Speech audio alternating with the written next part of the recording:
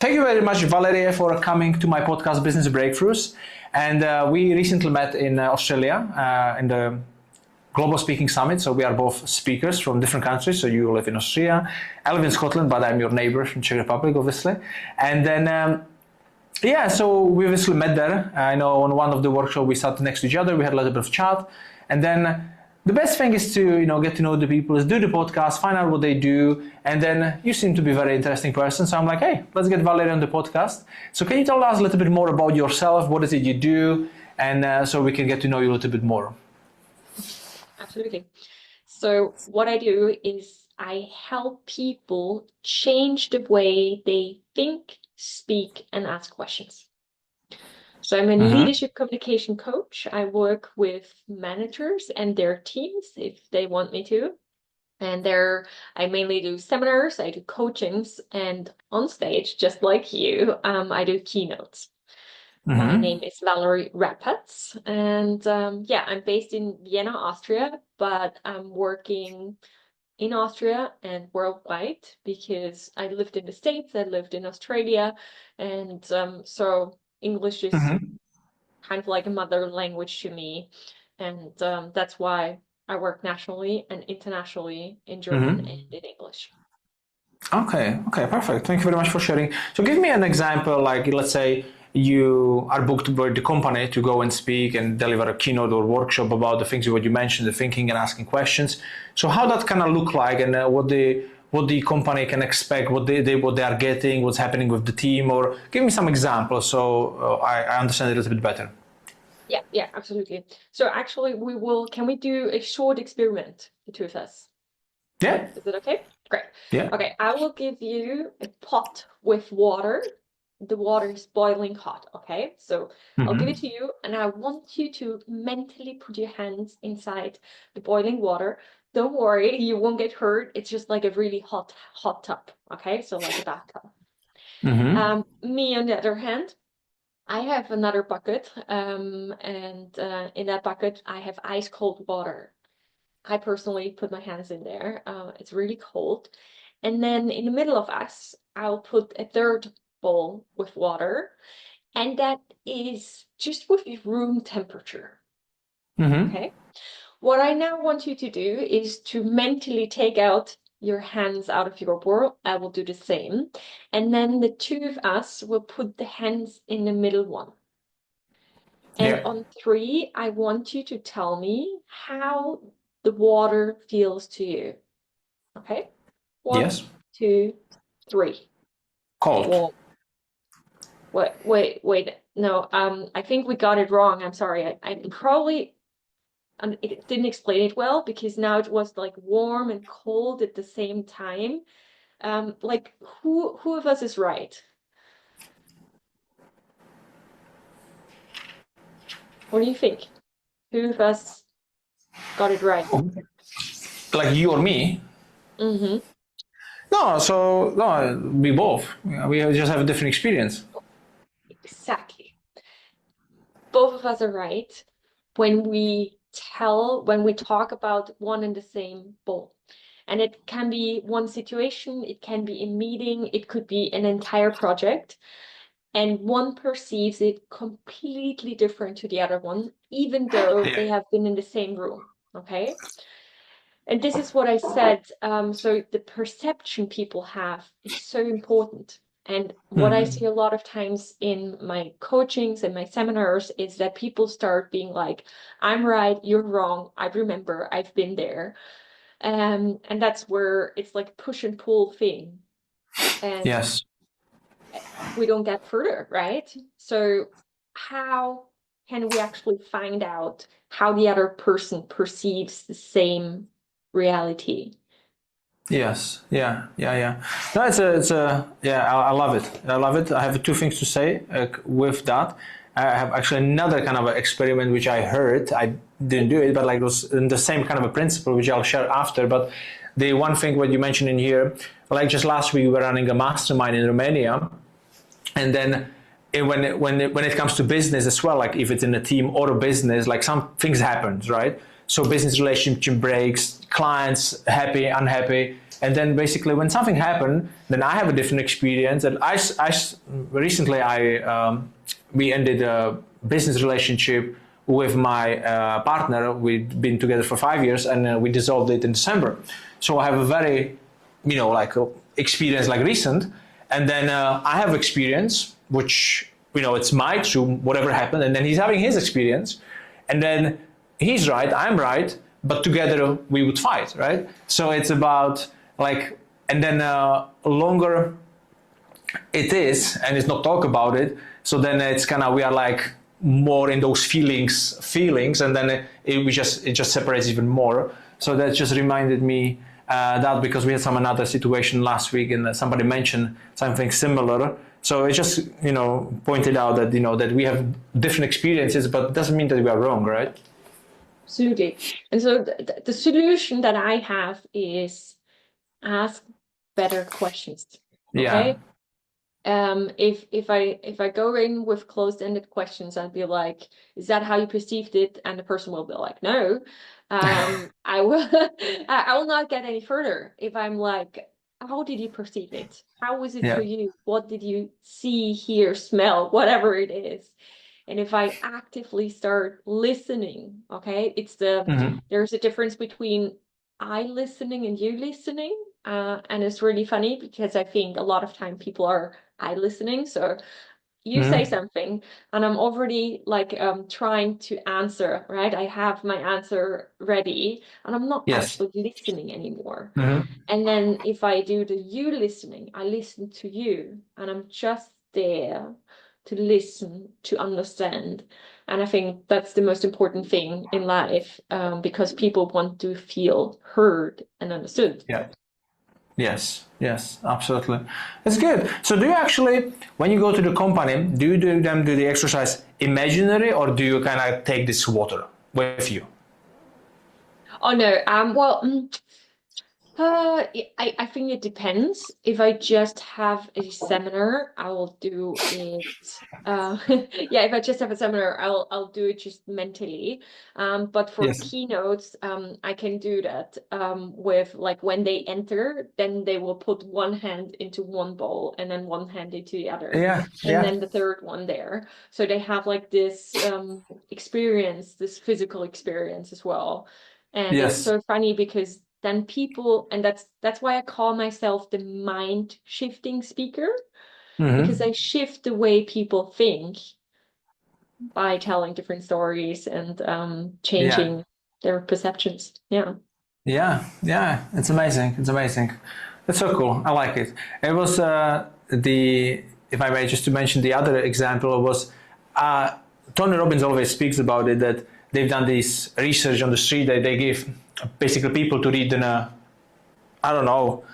paragraph or something about some characters in that article, and then they should answer a couple of questions like, what do you think about the character? How was he?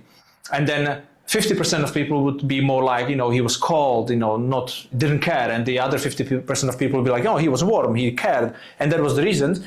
And the only difference about the story, it was the same story. It was half an hour before they asked them to do it. They just hand them either a cold cup of a coffee or a warm cup of a coffee before they gave them the thing to read. It was the only thing they did. And then they would just collect the answer. They paid them obviously for doing it. But they didn't know that it has to do with the coffee. So basically somebody would walk to them and was like, hey, I need to tie my shoes. Can you hold my coffee? And that's how they just did it. Funny. That's very interesting. Yeah. So I think when you mentioned that example, it's so good. It just reminded me right away to this. Okay, so you are mind shifter. Nice. Good. Yeah, that's my website. Mindshiftingspeaker.com. It's called mind shifter. Oh yeah. Oh wow. Okay. So what is so for example, when I ask this to people who are coming to my podcast, what do you do when you, for example, feel down? Let's say you don't have the good energy, something's not going right away. What is it you do in order to get you up back there? So you build up the momentum, because sometimes people can lose it. So what is it would you do? So if there's two different types of down. One is more anxious, frightened, or like somebody might have yelled at me, then I will go into meditation. That is something that really helps me to calm my nerves and center myself again. And if I'm just like not in a really good mood, I love listening to good music. It just Huh? it cheers me up. I used to be a dancer, Oh, not nice. really professional, but I did compete a little bit. And it's What just kind? the What vibes, the kind of dance? sounds. Say what? What type of dancing? What I did or what I listen to now? What did you dance? What was the competition? What did you do? The competition were a lot of video clip dancing, jazz dancing, Oh, any kind okay. of like that. Mm-hmm. I also did some, like I'm Austrian, right? You know, from Vienna. So we have Yes. this amazing ball season. So there's a lot of ballroom dancing. So it's Yes. Viennese waltz or normal waltz. It's rumba, cha-cha-cha, jive, boogie, Mm-hmm. salsa, samba, Oh, these wow. kind of dances. It's a lot. And yeah, Mm-hmm. that's what Okay, I did. that's good. Yeah, so that's what keep you going. Yeah, good music or going to the meditation if somebody yells at you. Yeah, Yes. Yeah. good. That would show like, Valerie, you did that, and you're like, give me a minute. Give me a minute. I need to practice. Yeah, yeah, that's good. Yeah, perfect. And for example, when you do the speaking, the workshops, uh, do you use AI in any part of your business? Because AI is a big thing now. So do you utilize it? And if yes, how? Yeah. I use it on a daily basis, to be fair. Mm-hmm. I individualize all of my seminars, so there's nothing from stock. Like I don't have anything like that. So all of my seminars are modularized. So each module is specifically picked for the client. And what I do is, A, I use it a lot for research. B, I use it for structuring. I don't use it for design because I'm very picky and I have a really good eye for design, but Mm-hmm. Mm-hmm. so that's where I don't use it. And then obviously I also help clients to work with it. And what Mm-hmm. I'm doing right now is I'm building up a communication AI academy. So all Mm-hmm. the trainings I have um, in person or as a coaching can also be trained with AI, with the AI that I will provide to my client. And Okay. yeah, And that's really good. okay, that's really good to know. On what kind of AI language model do you build your thing, I the have courses for the client? yeah, I have different different service providers, that's the word. I have Mm-hmm. different service providers that do it for me. So I don't do the technical coding or anything. Yeah. I will outsource that absolutely. Mm-hmm. And depending on what I need, I will have different models. Yeah. But yeah, I will tell them how to do it and then they will do it and I will offer it to my clients because what the special thing about it is that it uses my techniques and it goes hand in hand with the physical training that I do. Yes. Yes. Absolutely. Yeah. I mean, I'm doing it as well. We are doing like some kind of it's called white label. So there is a nine-figure entrepreneur from USA. He created his AI. It's all to do with business. Mm-hmm. So any business advice, like it's things as a business owner basically. And then the one of the sections is that like AI yourself. So at the moment we are basically putting all the data about us, like myself, my business partner puts his, and then we have there like a Vincent coach. So instead of the clients asking me for all the questions, I'm like, yeah, you can have with me the sessions. We have once a month, perfect. But if you need something in between, so if you want exactly how I would handle it, so then you ask here, and it's gonna just give you the answers how I would handle it. So now we are basically giving all the knowledge to it, and it's very simple. It's just like put there all the things what I have, and then every day it asks me 5 questions how I would handle this situation, and I just answer these 5 questions every day, and then once it's trained, and it just goes on. That's really good. Yeah. Yeah. Yes. Yes. Yeah. Very nice. Yeah. Yeah. And It's very like, useful. yes, like just even yesterday, my business partner, like because I'm in charge of the PSA Edinburgh, and then for May I had only one keynote speaker, but I need two. So I'm like, okay, you can come and speak. So I had kind of kept him just in case if I would be missing someone. And then when you do that, you need to always fill up the form, right? And then he's like, yeah, what topic to speak about? I'm like, I don't know. We just finished the book, so let's speak about that. So we just took the book. And it's like, hey, create me a keynote from my book, from my methodology. It did it. It created even 15 slides for us. And then we connected to another AI. It filled up the form through that. It took 5 minutes to do it all. I'm like, oh, cool. So handy. So handy. AI can be so extremely handy. It's incredible. Yeah. Yeah. I'm just asking about it, everybody, because obviously we are helping as well our clients to utilize it as much as they can, because a lot of people, they're just like using it for very basic stuff, and then some people then don't use it at all. And I'm like, if you are in business and you are not using it, then you're not going to be in a business for a very long time, because the competition is going to obviously overtake you very easily. Yeah, but I think the good thing we have, you and me, I don't know what about the others, it's because we speak, right? We speak on stage, and I think that's gonna take a very long time to get replaced by some robots, because people will want the feelings and the connection when it comes to it, not just the knowledge, whatever is there. So I think that's a kind of a profession which is gonna be here for a while before it's gonna get replaced. What do you think about that? Absolutely. I mean, that is such a central point, that you see people. And for me, for example, I'm very expressive, right? I move and so on. So replacing that by a robot is not the same. And there's a lot of technology that can give you hundreds of thousands of information.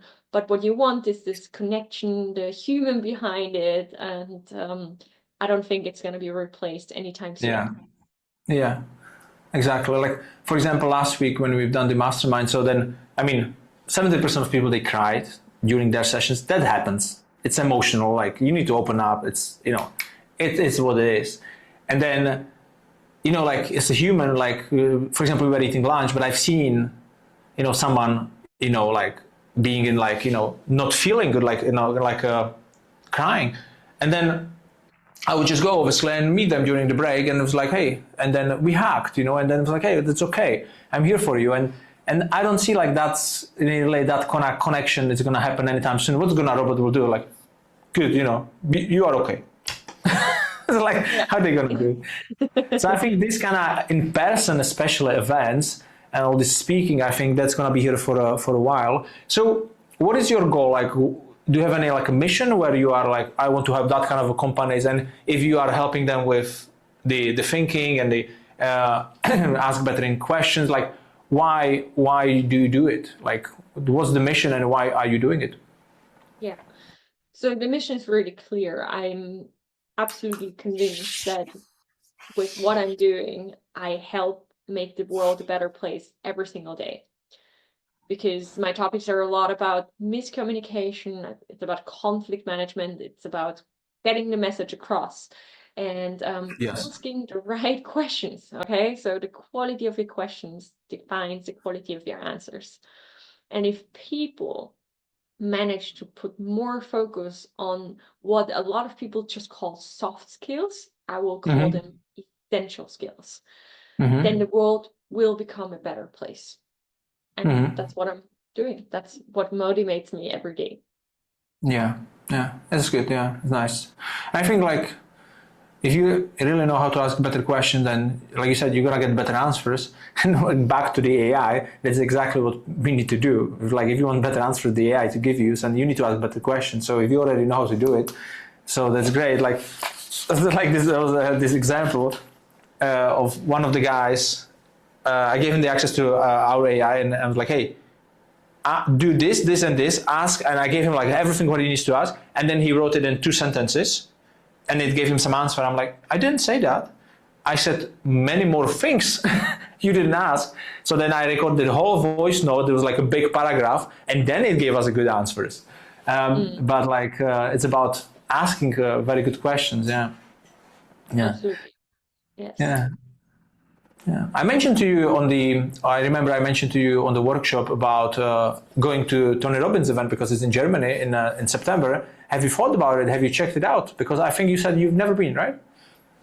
I've never been. I haven't yet checked it out, but you can absolutely send me information and I will have a look at it. Yeah, no, I was just curious because one of the things, I don't know which day it is, because there you have the workbooks, it is about asking better questions. It is like there is a whole section about it, ask intelligently, and then they speak about it because it's so crucial. Yeah. Okay.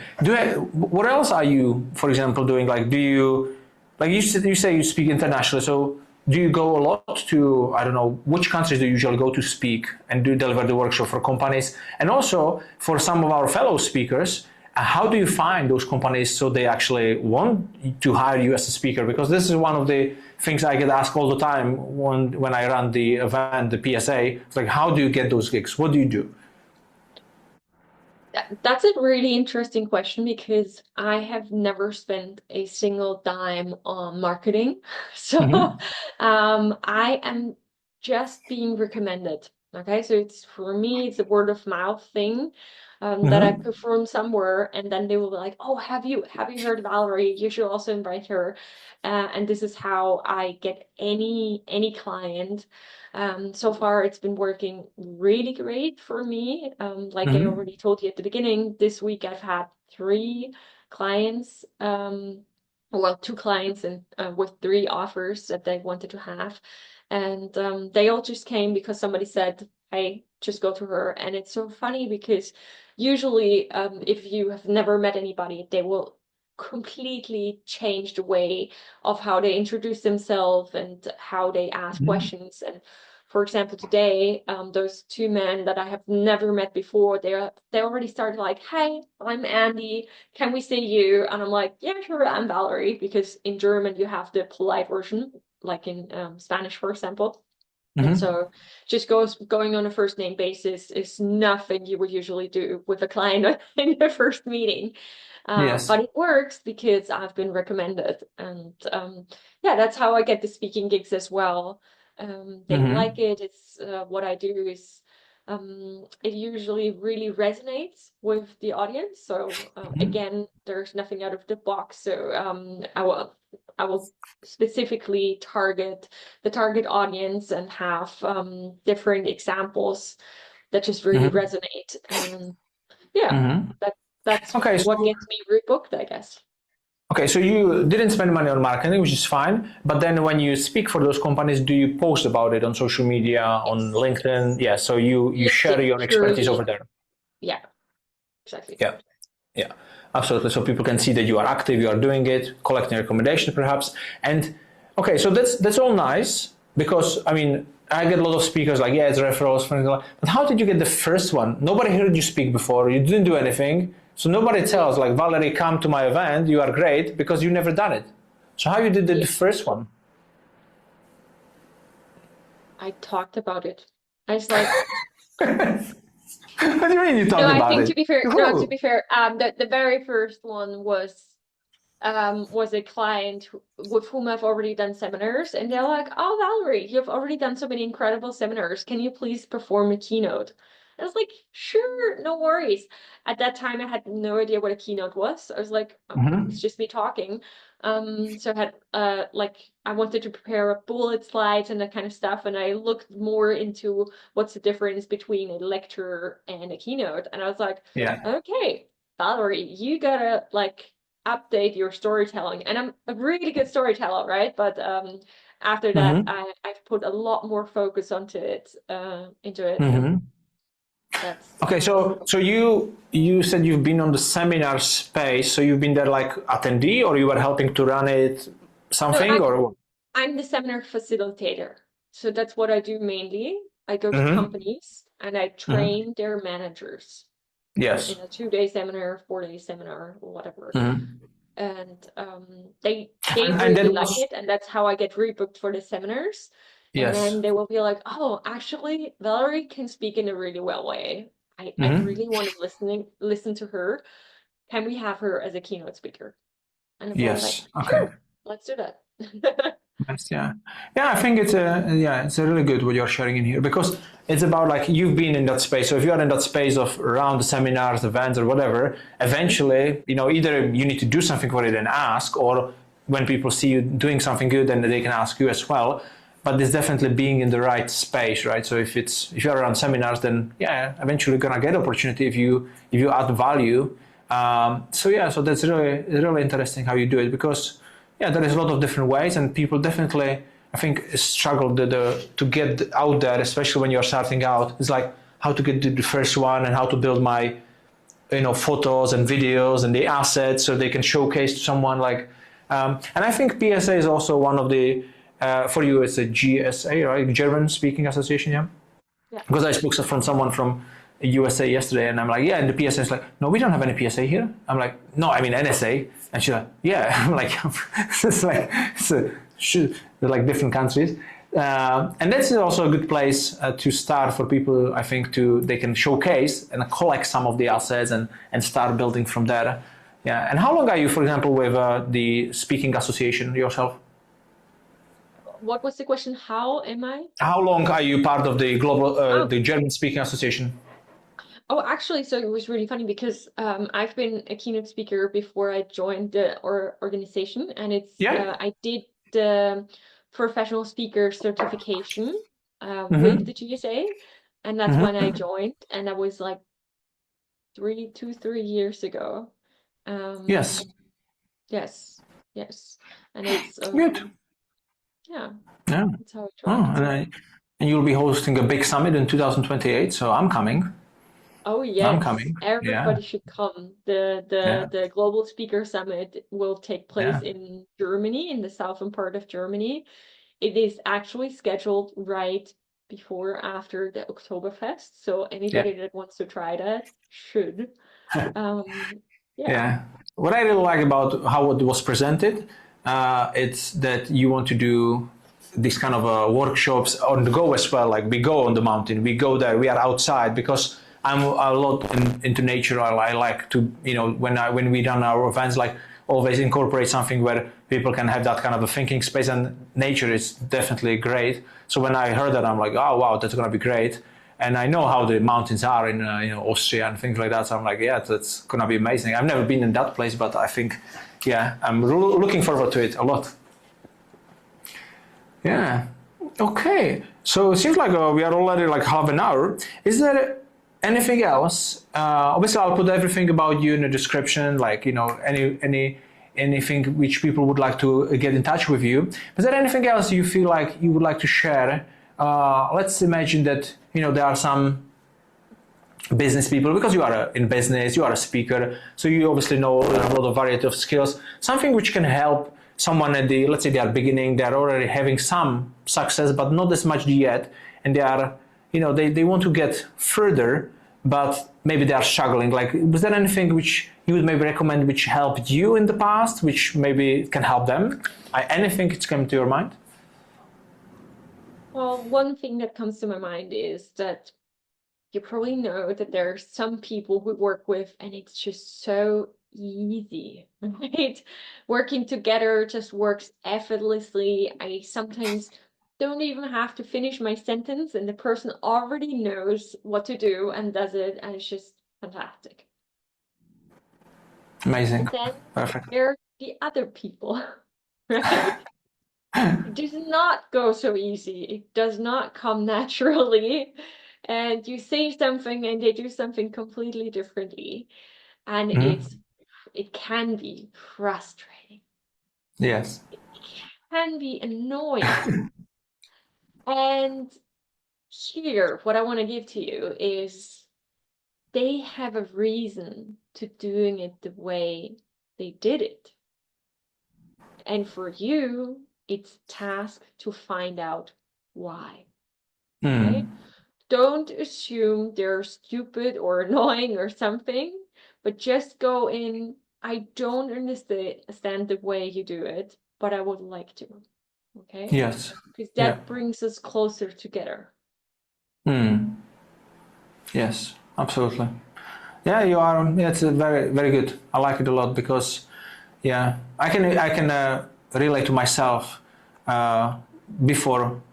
I mean, probably happens all the time, but it's like more like in the past where I would be like, because I'm really like, go go go, and I have a certain style, and then I didn't understand people, like they wouldn't kind of get it, or they would want to do differently, and then we wouldn't kind of connect. But now I understand more that it's like everybody's different, so more we understand those people, then more we can do together, and it can lead to business, can lead to opportunities, can lead to friendships. It doesn't matter, but it's about like understanding the people as well. Yeah, perfect. Thank you very much for sharing. Of course. Yeah, thank you very much, Valerie, for coming to the podcast.